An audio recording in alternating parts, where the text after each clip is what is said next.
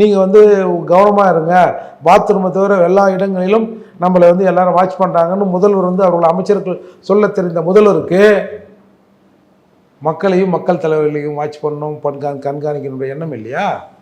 அப்போ அந்த சிசிடிவி எங்களுக்கெல்லாம் இல்லையா? அதுவும் குறிப்பாக ஒடுக்கப்பட்ட மக்களிலிருந்து வருகிற உங்களுக்கு எதிராக இருக்கிற உங்களோடு இருக்கிறவர்களை தவிர மற்றவர்களுக்கு பாதுகாப்பு இந்த நாட்டில் இல்லையா? இப்போ நாங்கள் நாளைக்கு திராவிட வாழ்க, திமுக வாழ்க, தலைவர் வாழ்க, பொற்கால ஆட்சி, இந்த ஆட்சி இதுக்கு முன்னாடி எப்பயுமே இப்படி இருந்தது இல்லை, ஸ்டாலின் இஸ் மோர் டேஞ்சரஸ் தென் கருணாநிதி, அதால் இவர் தான் சூப்பர், இவர் ஆட்சி பொற்கால ஆட்சி, மாதம் மும்மாறி பொழியுது, எல்லார் வீட்லேயும் தானாக அடுப்பு எரியுது அப்படின்னு சொன்னால் எங்களுக்கான பாதுகாப்பு தமிழகத்தில் உறுதி செய்யப்படும்.